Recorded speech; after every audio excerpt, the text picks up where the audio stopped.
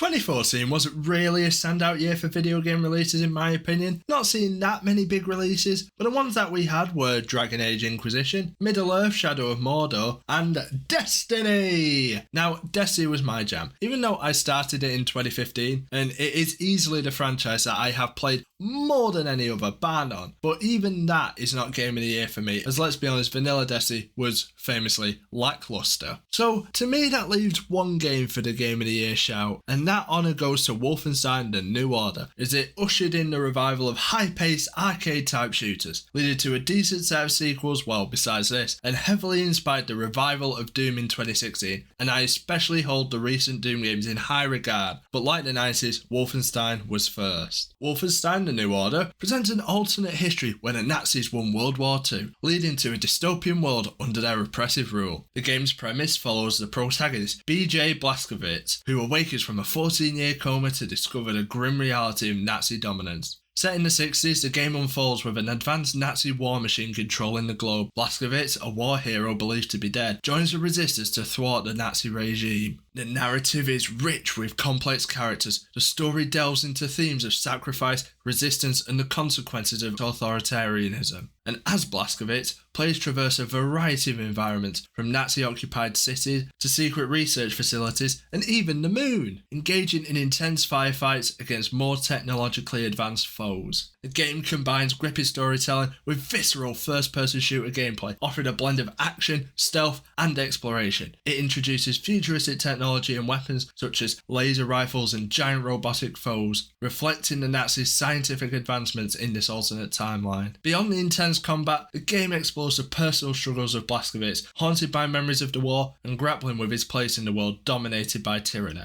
The narrative also delves into the relationship between Blazkowicz and Anya, a nurse who cared for him during his coma, adding emotional depth to the overall story. The game begins in 1946 during a last-ditch effort by the Allied forces to turn the tide of the war. Players assume the role of BJ Blazkowicz, an American soldier, as he leads a mission to eliminate the infamous General Wilhelm Deathhead Strauss. The mission takes a dire turn, however, leading to Blazkowicz and his team's capture and a severe head injury. Blazkowicz wakes up in 1960, finding himself in an asylum. The world has drastically changed in his absence, with the Nazis having won the war and now controlling the entire planet. The asylum serves as a front for a clandestine research facility where the Nazis experiment with advanced technology. Blazkowicz escapes the facility, encountering a changed world under the oppressive regime of the Nazi war machine. Upon his escape, Blazkowicz joins the resistance movement, a group determined to overthrow the Nazis. The resistance is led by Caroline Becker, a charismatic and strategic leader, and her second-in-command, the brilliant engineer Klaus Kreutz. Blazkowicz aligns with these rebels, forming an alliance and battling against the technologically superior Nazi forces. The resistance base, the Kreisau Circle, becomes a central hub for planning and executing missions against the Nazis. The climax of the game unfolds in Death's Head's compound, where Blazkowicz confronts a villainous general and battles against his army of advanced Nazi technology, including a robot with the brain of a soldier you knew from the beginning. The story presents players with a choice,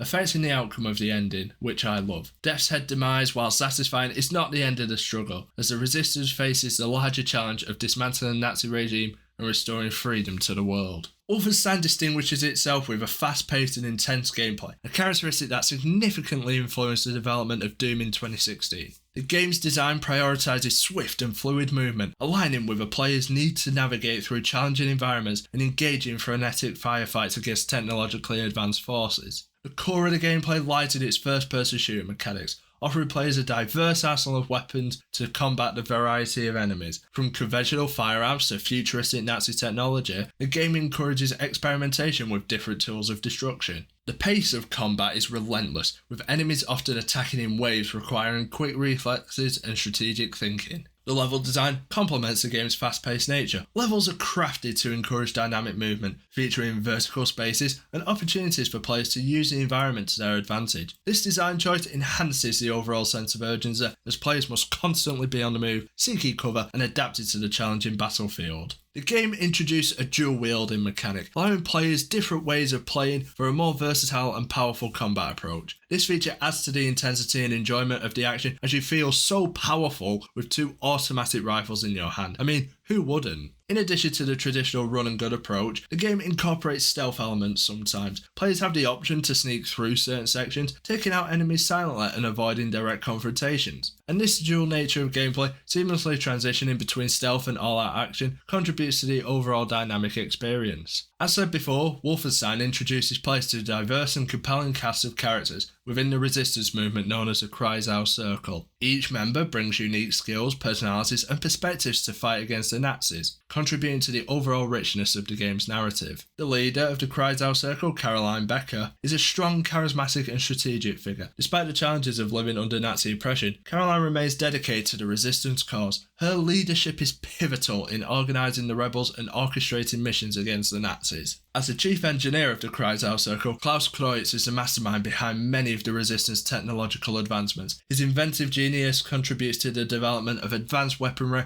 and equipment used by BJ Blazkowicz in his fight. Anya is a compassionate nurse who played a crucial role in BJ's recovery from a coma. As the story unfolds, Anya becomes more deeply involved in the resistance. Her character not only adds an emotional depth to the narrative, but also demonstrates the impact of the Nazi regime on the individuals' lives, especially when she becomes a romantic partner to BJ. And players at the start have the choice to either save Fergus or Wyatt, determining the narrative for the rest of the game. Fergus, a seasoned soldier, provides military expertise to the team, while Wyatt, a young and idealistic soldier, adds a fresh perspective to the team. Max Haas is a mentally ill but physically powerful member of the Kreisau Circle. Despite his limitations, Max becomes a symbol of the resistance's determination. His presence highlights the very backgrounds of those united against the Nazis. And these characters collectively form a cohesive and determined group, representing the different facets of the human experience under Nazi rule. Their interactions with each other, as well as those with BJ, contribute to the game's narrative depth. In the action-packed world of Wolfenstein, players confront a variety of enemies that intensify the gaming experience, beginning with the standard Nazi soldiers armed with rifles and submachine guns. The challenge escalates with the introduction of heavy troopers, heavily armoured foes demanding strategic takedowns, cybernetically advanced super soldiers follow suit, then forcing players to adapt their tactics. The game's technological marvels include robotic enemies and drones, showcasing the Nazis' advanced weaponry.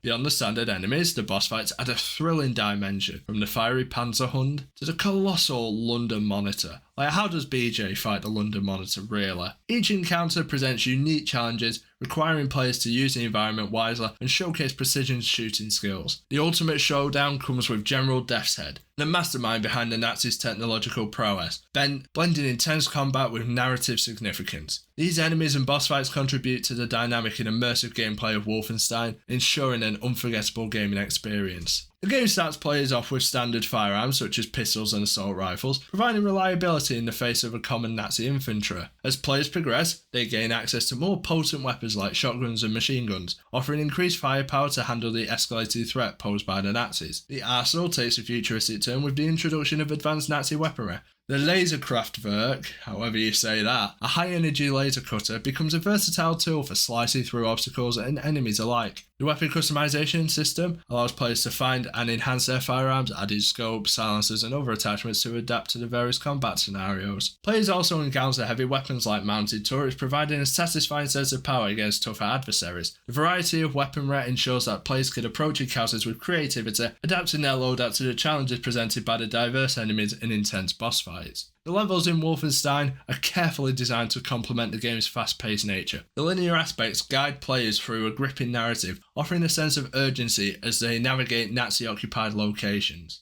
Tight corridors and open areas blend seamlessly, creating a fluid experience that keeps the momentum of the story intact. Despite the linear progression, the game incorporates elements of non-linearity within each level. Players often encounter hidden rooms and alternative routes that encourage exploration. These optional areas may reward players with valuable resources, allowing for a more customized and empowered approach to combat. The environments themselves contribute to the narrative, with each location telling a story of its own within the larger context of the alternate history setting. Boss fights and key encounters are seamlessly integrated into this level design as well, offering climactic moments that both challenge and advance the narrative. The game's environments, from the heavily fortified Nazi bases to secret research facilities, showcase a meticulous attention to detail that enhances the overall sense of immersion. Wolfenstein may be an odd pick for Game of the Year, but with the reintroduction of the super fast-paced gameplay and the modern interpretation of the very first person shooter, with an meaty weaponry, interesting characters, and a nice glimpse at what a possible alternate history timeline could have been, as I find that a nice thing to think about. And it did inspire some of my favourite shooters of all time, and I do recommend it highly if you do enjoy the modern Doom games and, well, killing Nazis, as that all makes Wolfenstein a super fun, well-made game and deserving of Game of the Year. And if you want to see what the Game of the Year for 2015 is, then click subscribe and or click on the playlist to watch the entire Game of the Year series.